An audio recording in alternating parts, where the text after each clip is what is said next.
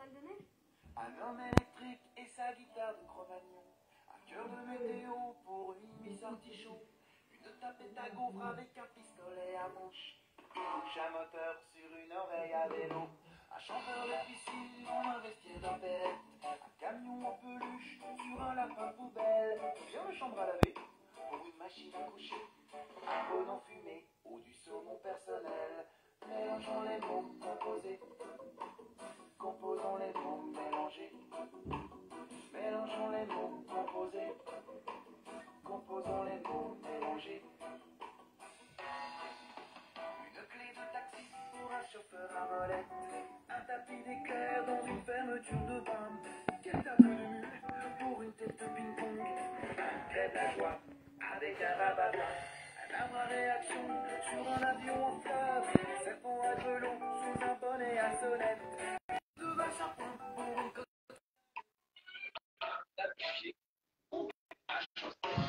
Mélangeons les mots composés. Composons les mots mélangés. Mélangeons les mots composés. Composons les mots mélangés.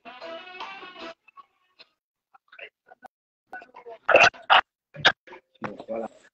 Enfin. Enfin. Et le fait que j'étais sur mon PC,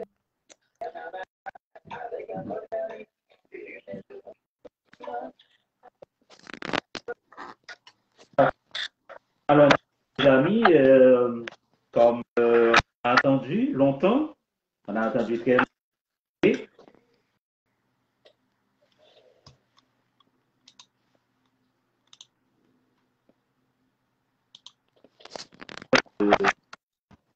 De le recevoir ici sur notre page, justement pour pouvoir parler un peu d'un sujet, parce on dit souvent on entend la mission de l'université.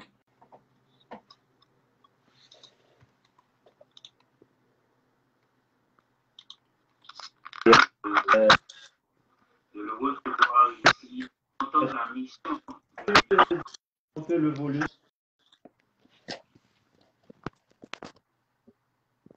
c'est bon, vous m'entendez? Parfait. C'est bon, parfait. Alors, j'étais en train de dire que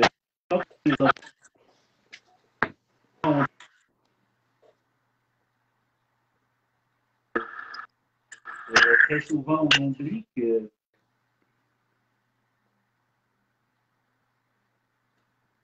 c'est-à-dire, quand on a fait des études à l'université, on est diplômé, il faudrait une stratégie de pouvoir participer en bonne et due forme à l'évolution de la société, à l'évolution de la communauté. Alors,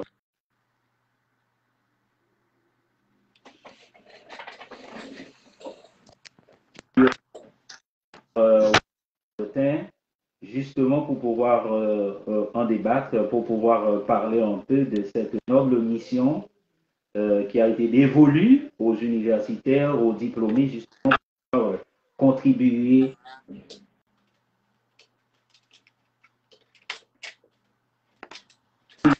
cette mission de formation.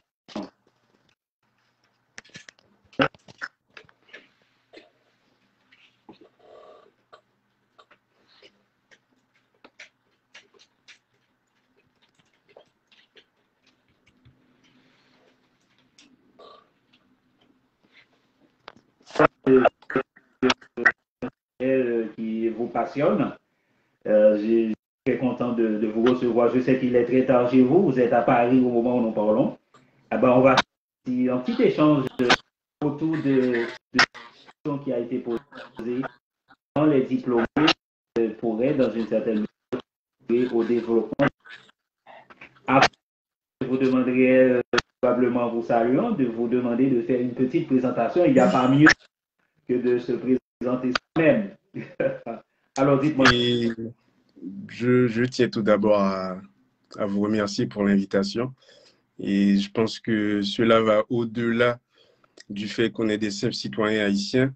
J'ai eu la chance de vous avoir comme professeur et également comme recteur au sein de l'université et dans laquelle j'ai pu faire des études. Et c'est un plaisir et encore merci pour la possibilité. Et je tiens aussi à saluer tous ceux et celles qui regardent et le direct là pour le présent moment. Et certes, je suis à Paris, je suis en Île-de-France, mais ma vie, mon cœur vit au rythme d'Haïti. Ça, on doit le souligner. On doit le souligner et c'est très important. Et je pense que c'est également quelque chose qui me pousse constamment vers l'avant, à faire un peu plus, à aller un peu plus de l'avant et surtout à produire des réflexions plus particulièrement pour Haïti. Parce que certes, je fais des études en sciences politiques, je fais des études en communication, mais malgré tout, il y a ce sentiment très chauviniste qui nous retient. Tout ce qu'on voit, c'est Haïti. On pense Port-au-Prince, on respire Port-au-Prince, on respire Delma, on respire Pétionville, on respire La Saline, on respire Solino.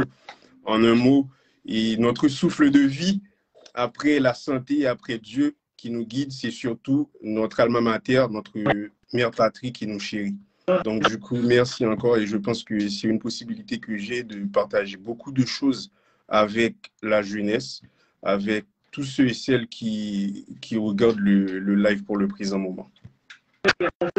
Audlin, je peux dire que je suis très content de voir qu'en dépit du fait que vous n'êtes pas en Haïti, mais comme vous l'avez dit, on se retrouve à Port-au-Prince, à Delma, à Pétionville, etc. C'est très fort de en contact et de garder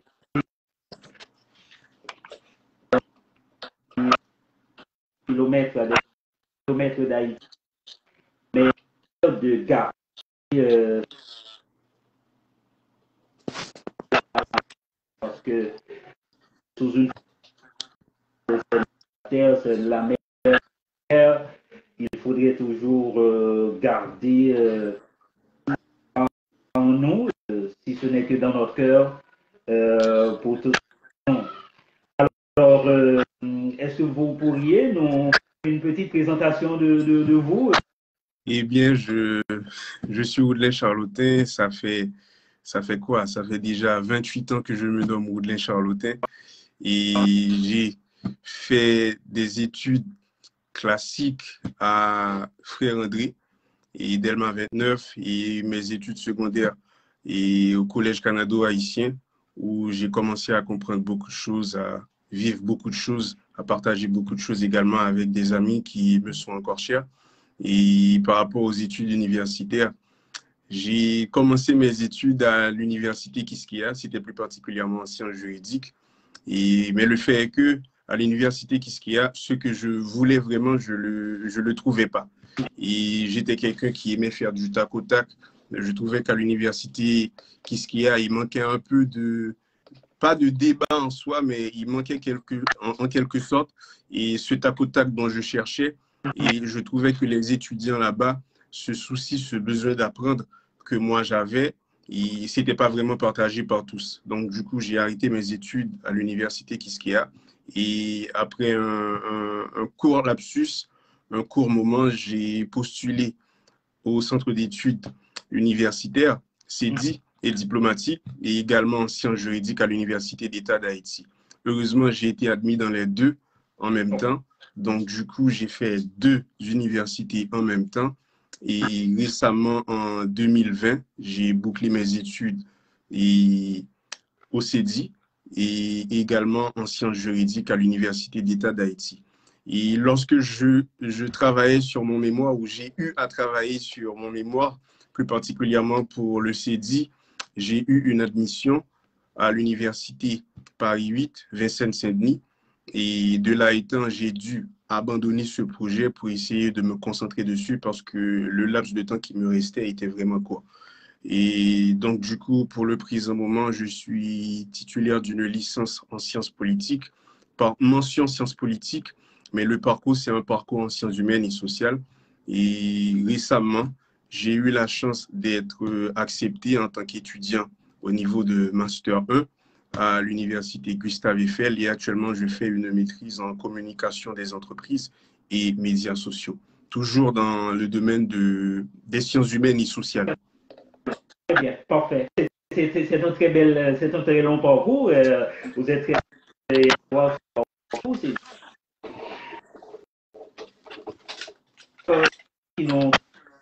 C'est un sujet qui porte sur l'université. L'université, quand je parle de l'université, parce que comme vous le savez, comme moi, l'université a une triple mission. Et quand on est à l'université, il faudrait des professeurs pour pouvoir participer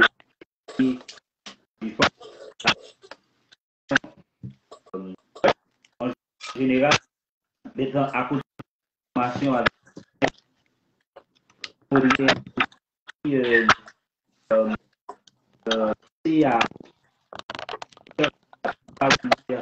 recherche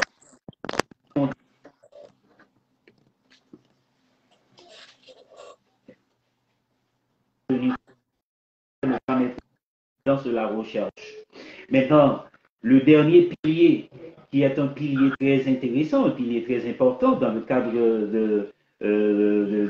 dans le cadre d'une université, c'est également après avoir terminé des études au sein d'une université, il faudrait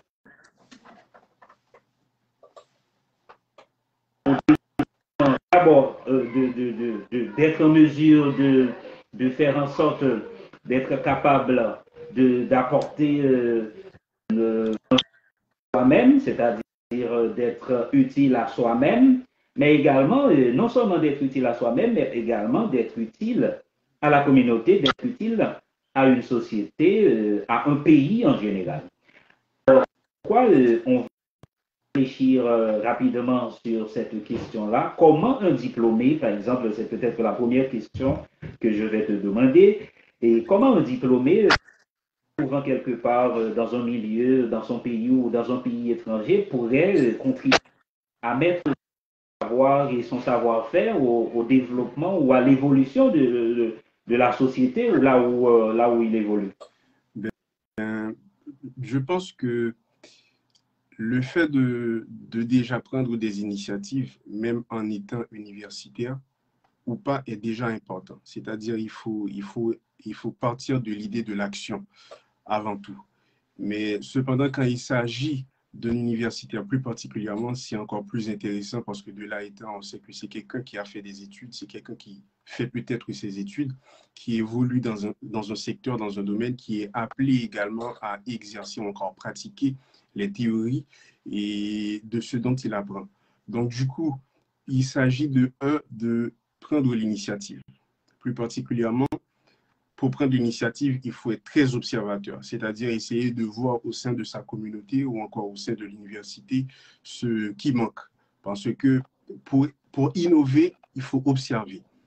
Et l'innovation en soi, c'est l'action de prendre des initiatives, de produire quelque chose qui n'était pas encore là, qui n'était pas encore présent. Parce que peu importe ce qu'on fait, il y a toujours moyen de créer quelque chose de nouveau. Et moi particulièrement, c'est dans cette optique que j'ai toujours été. J'ai toujours été de ceux et celles qui croient que l'université, ce n'est pas une machine qui est appelée à fabriquer que des diplômes, que des licences, que des masters ou autres. C'est surtout un espace qui est appelé à former des hommes et des femmes. Et des hommes et des femmes de demain, mais surtout des hommes de l'action, des femmes de l'action. Donc, c'est dans cette optique que, plus particulièrement moi, je me suis dit, outre le fait d'apprendre ou encore d'acquérir des connaissances, je me posais la question, comment est-ce que je peux reproduire quelque chose de nouveau, comment est-ce que je peux contribuer à construire quelque chose de grand. Et c'est dans cette optique, je pense que si j'ai à encourager, si j'ai à donner un conseil plus particulièrement, c'est d'observer et après observation, de passer à l'action. Mais avant de passer à l'action, il y a d'autres étapes. Mais plus particulièrement, il faut observer, il faut regarder ce qui se fait ailleurs et ce qu'on n'a pas, nous, ici. Parce qu'en quelque sorte, les idées sont là. Tout le monde, quelle que soit la personne en soi, il a cette capacité de réfléchir à quelque chose. Mais ce qui va faire la différence après l'observation, c'est surtout l'action. C'est-à-dire celui ou celle qui va poser l'action en premier, qui va prendre l'initiative en première. Donc, du coup, c'est ça. C'est observation. Après observation, c'est de passer à l'action. Parce que dès qu'on passe à l'action, les ressources en soi, ils seront là. Les ressources seront là. Ce que tu n'as pas, tu vas réseauter au fur et à mesure. Et la nature le réseau et les autres vont composer pour t'aider à réaliser ce à quoi tu tends vraiment. Mais écoutez, mon cher Woodley, nous qui évoluons dans un système français, dans un système francophone, puisque Haïti, dans une certaine mesure, est tributaire de la France. Nous évoluons dans un système français. Et le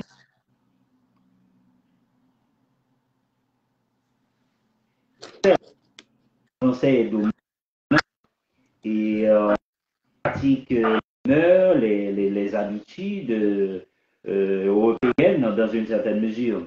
Mais ce qui arrive avec surtout les étudiants francophones, on n'a pas ce côté pratique, ce côté de l'action dont vous aviez parlé tout à l'heure, c'est-à-dire être en mesure, après avoir fait des études en économie, par exemple, au lieu de penser à créer son propre entreprise, mais on a plutôt envie d'aller travailler à la Unibank, aller devenir caissier, par exemple, au lieu de penser de créer une entreprise, ses propres, une entreprise qui a passé une bonne partie de sa vie, peut-être 4 ou 5 ans en train de faire des études en économie, mais très souvent, on retrouve cette personne-là au sein, derrière une caisse, en train de manipuler un ordinateur juste comme étant un caissier. Pourtant, pour être une banque, ça ne demande pas de faire des études de 4 ou de 5 ans. Vous voyez ce que je veux dire? Alors maintenant, comment peut-on, dans une certaine mesure, nous qui évoluons dans un système francophone, pour que nos jeunes diplômés soient en action? Donc, vous venez parler de l'action. J'ai bien aimé la manière dont vous avez introduit, fait l'introduction en parlant de l'action. Comment on peut, dans une certaine mesure, inciter ces jeunes-là, puisque là, on ne peut pas demander des choses à nos étudiants. Quand on est à l'université, et l'université, surtout les universités qui sont tributaires de la France, ces universités-là ne donnent pas cette possibilité aux jeunes de développer le quotient émotionnel. Ce qu'on appelle, il y a le quotient intellectuel de côté, il faudrait être très bon, avec, avec brio, etc. Mais le côté émotionnel, le quotient émotionnel, on ne développe pas ça chez les jeunes qui viennent des universités françaises ou qui système francophone.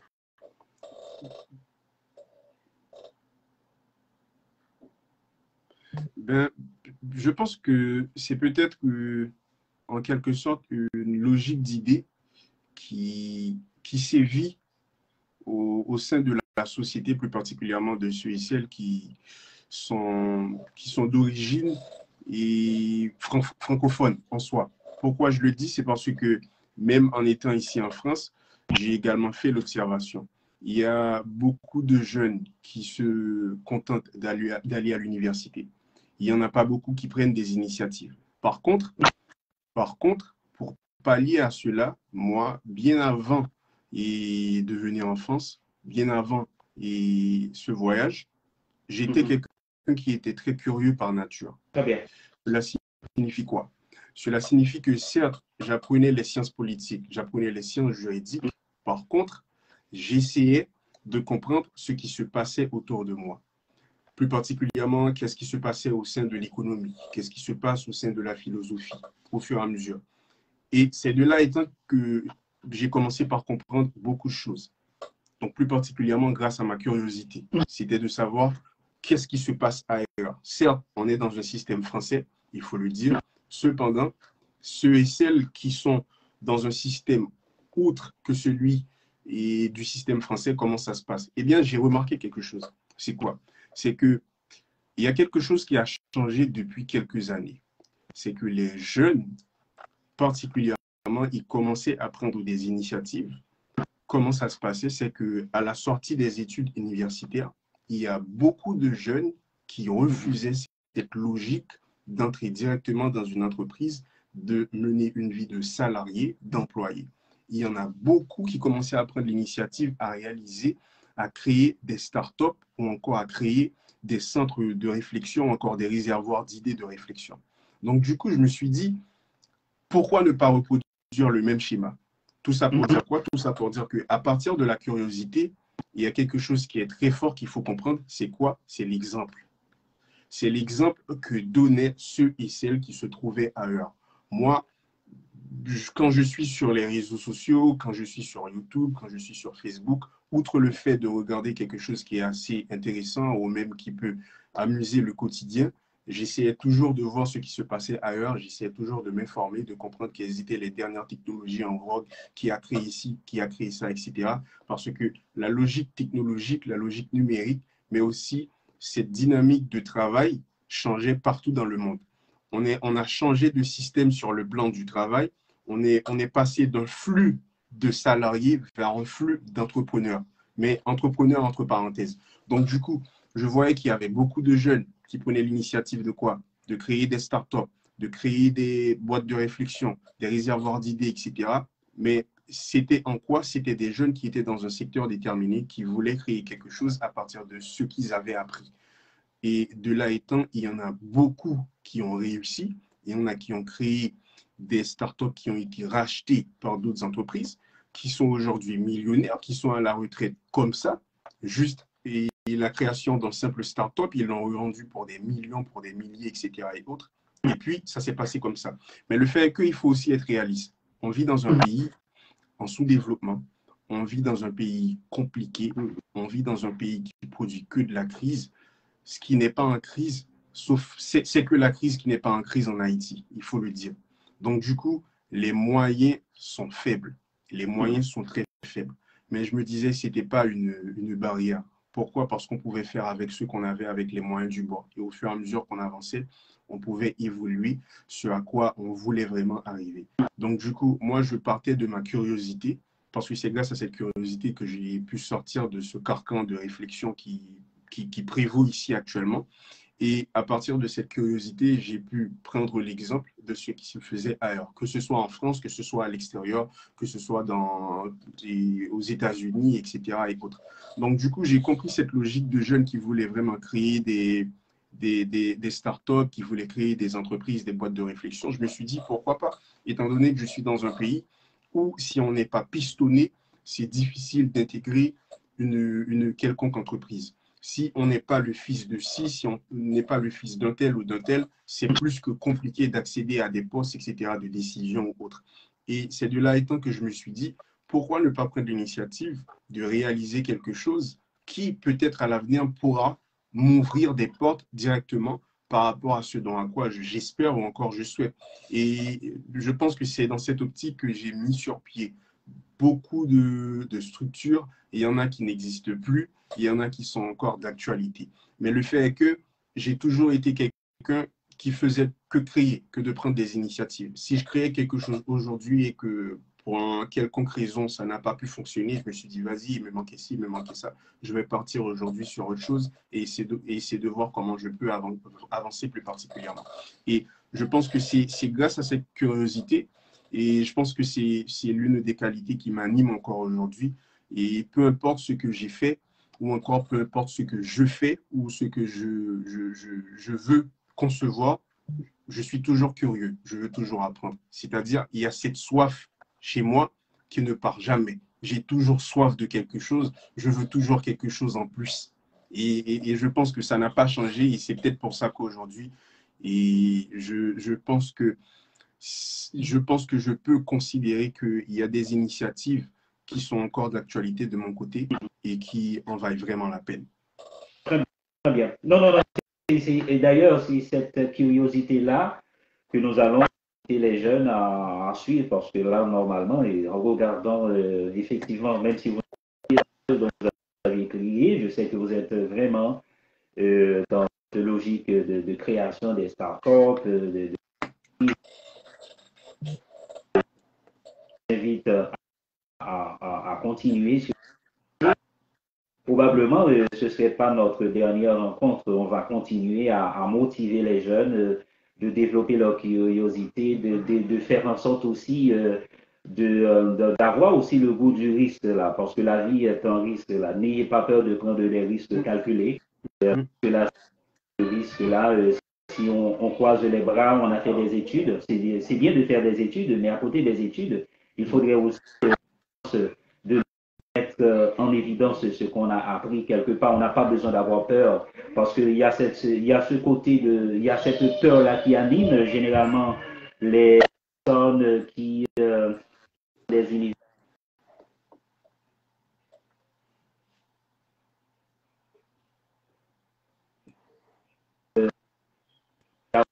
qui avait dit une fois, pour ne pas le nommer, c'est Nicolas Sarkozy, il a dit qui ne risque rien risque tout. C'est-à-dire ne pas risquer d'avoir. C'est tout perdre. Pas besoin d'avoir peur de prendre des risques là pour pouvoir de prendre des initiatives. On sait pertinemment dans notre pays, effectivement, c'est un pays qui est en crise. La seule chose qui est stable en Haïti, c'est l'instabilité. L'instabilité dans notre pays et c'est dommage. Et il va falloir que des jeunes fougueux comme vous, justement pour pouvoir nouvelles idées à notre pays.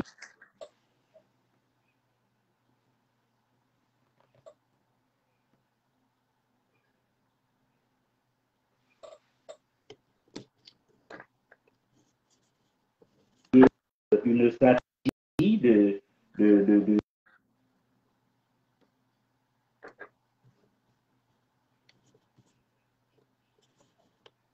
d'autres jeunes qui sont en quête d'inspiration positive parce qu'on a grand besoin des personnes. Parce que là, les jeunes, ils ont de très mauvaises personnes comme modèle. Si on en sommes là où nous sommes aujourd'hui, c'est parce que probablement les jeunes en bas âge, ils n'avaient pas vraiment de bons modèles. Qui pourraient se présenter comme de modèles positifs. On n'a pas peur de recevoir ces jeunes-là, et parce que ces jeunes-là, il faudrait les considérer comme étant une source d'inspiration pour d'autres jeunes. Encore une fois, mon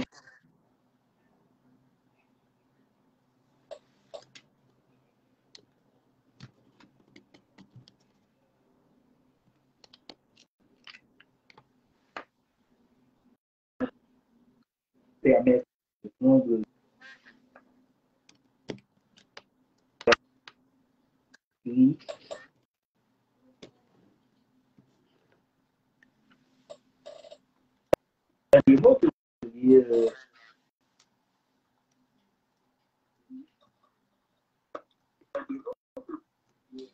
J'ai pas vraiment entendu la question, malheureusement. Ça coupe. Ah ben oui, oui, voilà. Alors j'avais dit que, étant donné qu'on va mettre à notre échange, c'est intéressant. Que la logique, c'est pas de passer beaucoup de temps parce qu'on est sur les réseaux sociaux, etc. Parce que les gens sont à autre chose, beaucoup de choses à Ouais. mais ça, s'il y a une dernière chose que vous souhaiteriez dire aux jeunes qui souhaitent d'inspiration, quoi. Eh bien, je pense que si je dois dire quelque chose aux jeunes qui traversent, et je pense qu'on traverse tous un moment et très, très difficile, même ceux et celles qui sont à l'extérieur, qui ont encore de la famille. Et en Haïti, c'est compliqué pour eux parce que, comme je l'ai dit tantôt, ils vivent selon le rythme d'Haïti. Si Haïti ne vit pas, particulièrement, ou encore plus précisément, eux également, c'est pareil de leur côté. Mais si j'ai quelque chose à ajouter, c'est surtout par rapport au goût du risque et surtout la peur de l'échec. Et comme j'aime le dire, il ne faut pas que la peur de l'échec soit plus grande que l'envie de réussir.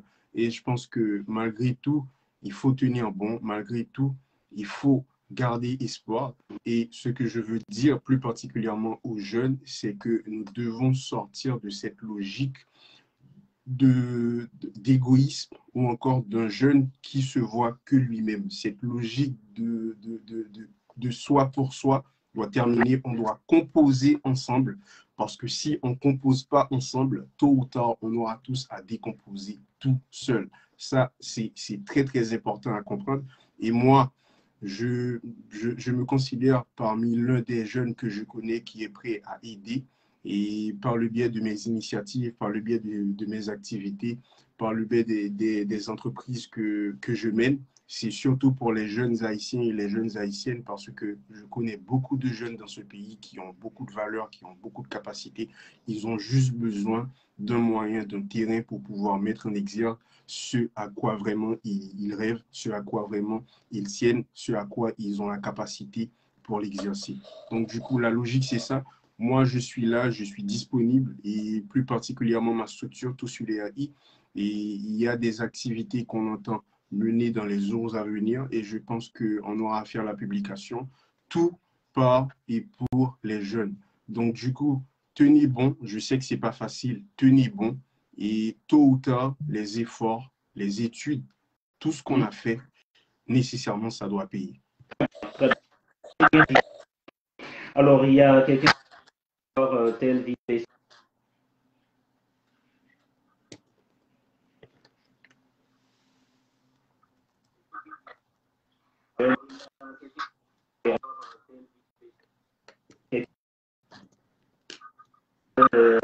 foi, une foi inébranlable, c'est-à-dire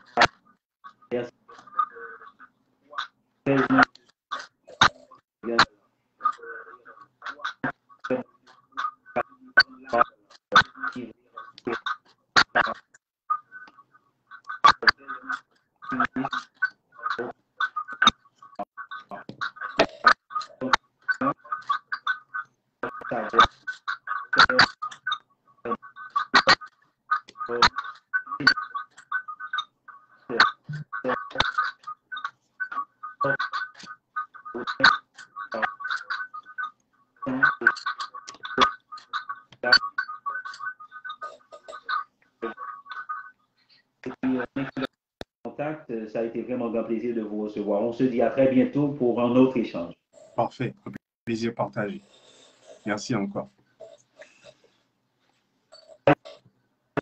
Mes amis, de recevoir Rodelin Charlotin. C'est un jeune très brillant, très actif au sein du Centre d'études diplomatiques internationales. J'avais eu l'honneur de côtoyer ce jeune brillant et maintenant il est en Lille, il est en train de faire des études en France. Maintenant, on aura à faire d'autres échanges avec lui très bientôt. Encore une fois, ça a été un plaisir, mes amis, et puis restez positifs, prenez soin de vous, chaque jour est une vie, et puis travaillons à la beauté des choses. On se dit à bientôt. À bientôt.